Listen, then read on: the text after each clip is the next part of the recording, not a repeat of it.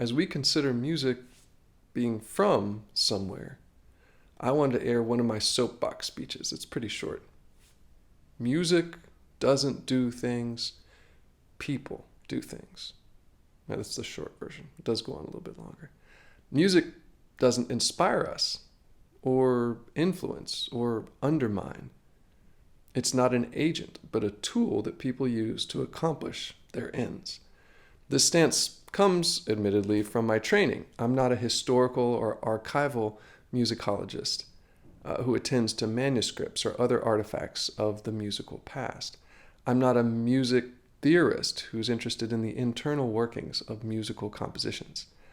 I'm an ethnomusicologist who pays attention to the processes of people making music. So here, considering place and music, I'm thinking about how people give music a sense of place and use music in their processes of place making. Now, it's useful to distinguish space here from place. Space is location, physical space, physical geography. Place, however, is about feeling, connection, and identity, and is more about culture and meaning.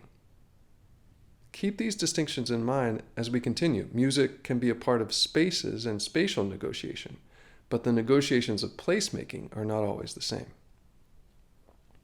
Consider the discussion of Bluegrass bandleader Bill Monroe in the first half of my 2017 article. It's instructive to learn about his location in childhood, in his early adult employment in industrial areas in the North, and then the ways that he traveled through the United States to make music.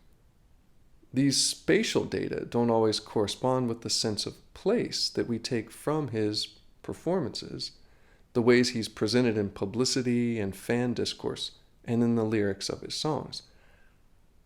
Note that Monroe was not born in the Bluegrass area of Kentucky, for example, but he chose to associate himself with an idea of Kentucky as a place of rural wealth and competence. He dressed his band, the Bluegrass Boys, in the dapper riding attire of wealthy landowners. They aren't wearing overalls to suggest agricultural labor or wearing actual jockey clothes to refer to horse racing. The sense I take from the band's appearance is that they're part of a landscape. They're prosperous and refined, suggesting that being white and male actors is an appropriate thing for this kind of noble control. Of course, this is just the image. The reality of Bill's band is that they were perpetually on the road, driving to the next county courthouse or school gymnasium to play a show, and making their early morning or noontime radio spots on regional serving radio stations like Charlotte, North Carolina's WBT or Asheville, North Carolina's WNC. The song Heavy Traffic Up Ahead, which I love, recorded in 1946, evokes the hectic nature of this traveling life. Reports from his band indicate that car rides with Monroe offered a chance to sleep, argue any number of things, and also to write songs. Perhaps Heavy Traffic Up Ahead was one of these. Reading recent biographies of early bluegrass artists, I learned how this mobile lifestyle also led to tension and trauma. Barbara Martin Stevens details her difficult time as the wife of traveling musician and self-appointed king of bluegrass, Jimmy Martin.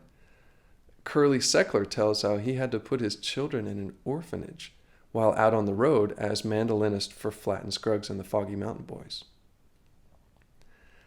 Perhaps the sense of lonesomeness that we often feel in bluegrass comes from the loss and alienation of this generation of musicians who created bluegrass while very far from home. Theirs was a continuing and ever-changing life of travel that accompanied the great migrations through the mid-1900s. For those of us who have come to bluegrass in later generations, bluegrass has become a means for creating community and connection. Many fans of bluegrass also play it. Being interested in the music often means you participate in making it. The kinds of bluegrass music and bluegrass communities created by upper middle class students at New York University and working class East Tennesseans differed. The lonesome sound and sentimental lyrics of bluegrass fit with both, however. They fit with folk revivalists who longed for something more real than the suburban framework of their childhoods. And likewise for folks in rural areas in the 1960s and 70s. Bluegrass was a way to express pride in non-urban and non-cosmopolitan things. All these folks could join the music and become bluegrassers. As musicians, historians, radio hosts, festival promoters, food providers, and audience members. This diverse range of bluegrassers got together at festivals, which through the 1960s became a mainstay of bluegrass activity. All over the world, festivals allowed amateur and professional musicians to share their love for bluegrass, meet other pickers, and develop a community around the music. I've included a bunch of articles in this week's module that provide more details about festivals. In her 1988 article about jam sessions, ethnomusicologist Michelle Kisliuk indicates that bluegrass festivals are a place where people can work to share musical experiences despite things that would ruffle feathers and disrupt the social ties.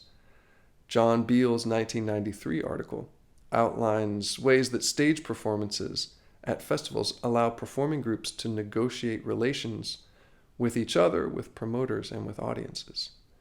More recently, sociologist Robert Gardner outlined reasons that people participate in festivals these days in the Rocky Mountain bluegrass scene, particularly in Colorado.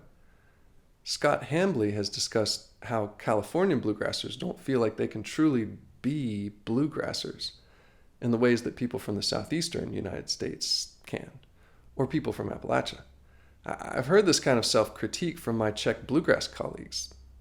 If we think then to make bluegrass you have to imitate Bill Monroe and the Stanley Brothers, then we might experience a disconnect between the space where we make bluegrass from the places where we imagine bluegrass belongs.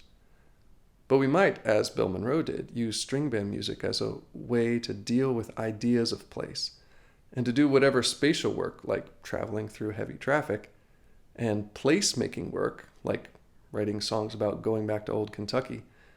Whatever we need to do to pay the bills as a musician or to do whatever we wish to do as people who love the music.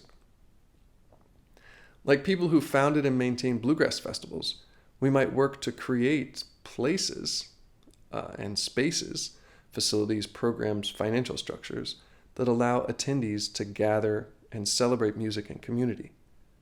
Note that one of the examples I use in the article, bluegrass participants or bluegrassers in the Czech Republic. It's because of my experiences with folks over there that I'm open to considering bluegrass as a flexible thing, as a way to reinforce or regulate, and also a means to facilitate imagination and hope.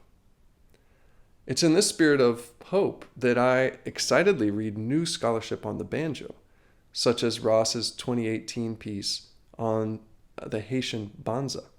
Work like this allows us to know and to speak more precisely about the history of this part of bluegrass and old-time string band music making. How did it come to be? Where did it come from? And how has it changed in different times and places? There's an indescribable pain and trauma in the story of the banjo and of people of color in the Americas. And the banjo reminds me of that every day. I see it hanging on my living room wall or sitting in my office. There's also hope.